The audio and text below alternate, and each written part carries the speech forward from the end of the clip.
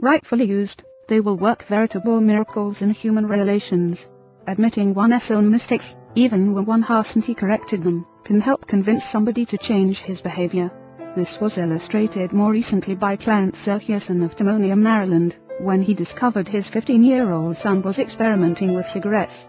Naturally, I didn't want David to smoke, Mr. Zerkierson told us, but his mother and I smoke cigarettes. We were giving him a bad example all the time.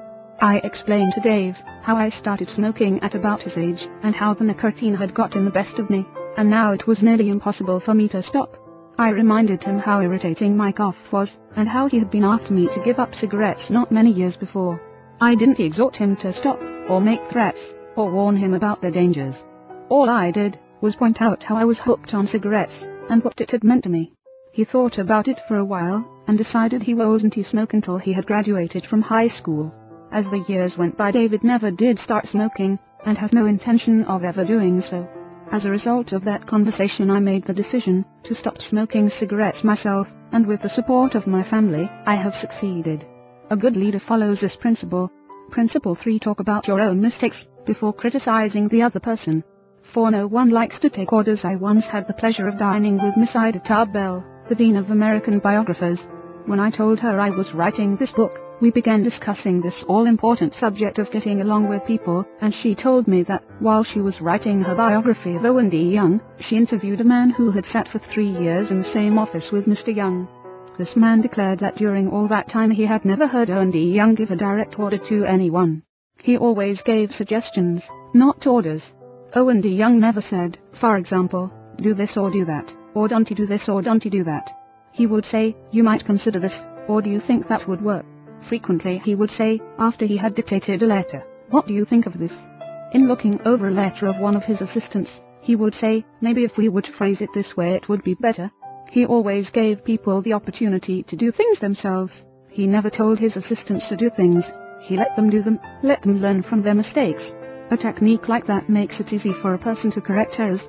A technique like that saves a person's pride, and gives him or her a feeling of importance. It encourages cooperation instead of rebellion. Resentment caused by a brash order may last a long time. Even if the order was given to correct an obviously bad situation. Dan Santarelli, a teacher at a vocational school in Wyoming, Pennsylvania, told one of our classes how one of his students had blocked the entrance way to one of the school's shops by illegally parking his car in it. One of the other instructors stormed into the classroom and asked in an arrogant tone, whose car is blocking the driveway? When the student who owned the car responded, the instructor screamed, move that car, and move it right now, or I'll wrap a chain around it, and drag it out of there. Now that student was wrong. The car should not have been parked there. But from that day on, not only did that student resent the instructor's action, but all the students in the class did everything they could to give the instructor a hard time and make his job unpleasant. How could he have handled it differently?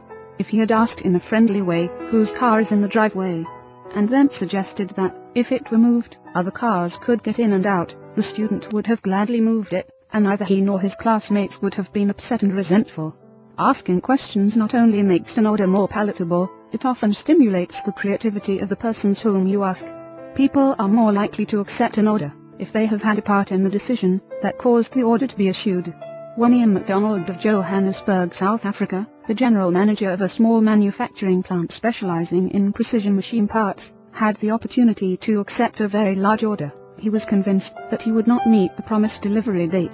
The work already scheduled in the shop, and the short completion time needed for this order made it seem impossible for him to accept the order. Instead of pushing his people to accelerate their work and rush the order through, he called everybody together, explained the situation to them, and told them how much it would mean to the company, and to them, if they could make it possible to produce the order in time. Then he started asking questions. Is there anything we can do to handle this order? Can anyone think of different ways to process it through the shop that will make it possible to take the order? Is there any way to adjust our hours or personnel assignments that would help? The employees came up with many ideas and insisted that he take the order. They approached it with a we can do it attitude, and the order was accepted, produced and delivered on time. An effective leader will use. Principle 4: Ask questions instead of giving direct orders. 5. Let the other person save face. Years ago the General Electric Company was faced with the delicate task of removing Charles Steinmetz from the head of a department.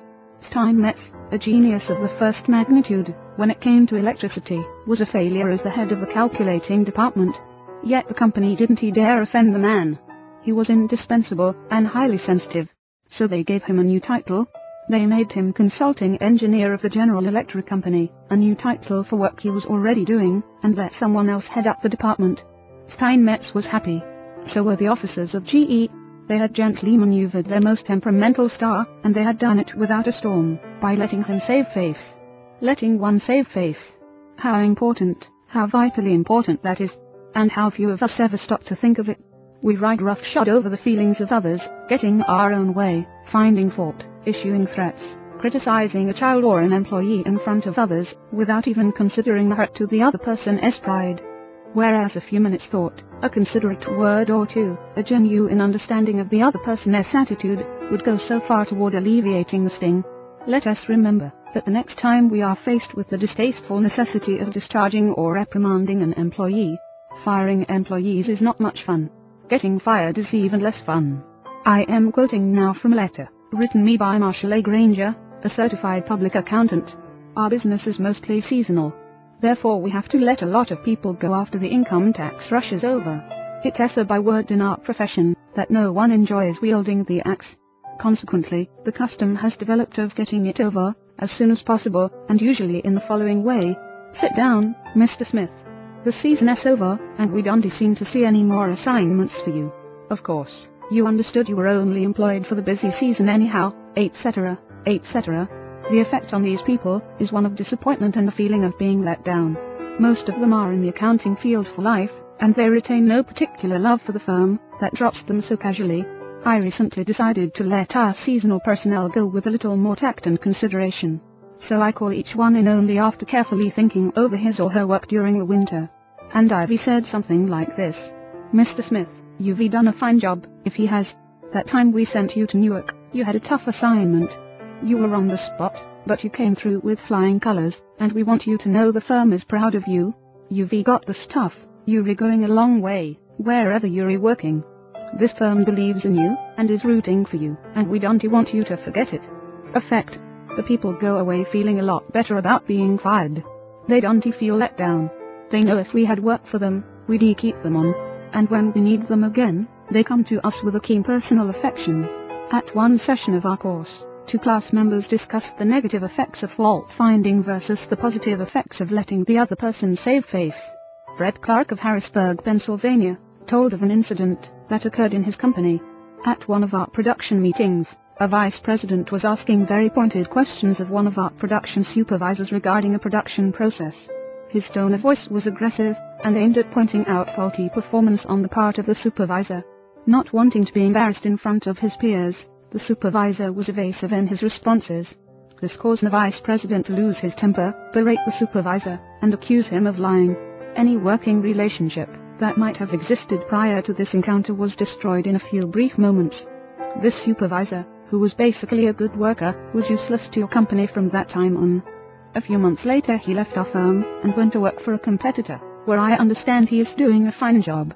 Another class member, Anna Mazan, related how a similar incident had occurred at her job, but what a difference in approach and results. Miss Mazan, a marketing specialist for a food packer, was given her first major assignment, the test marketing of a new product. She told the class. When the results of the test came in, I was devastated. I had made a serious error in my planning, and the entire test had to be done all over again. To make this worse, I had no time to discuss it with my boss before the meeting in which I was to make my report on the project.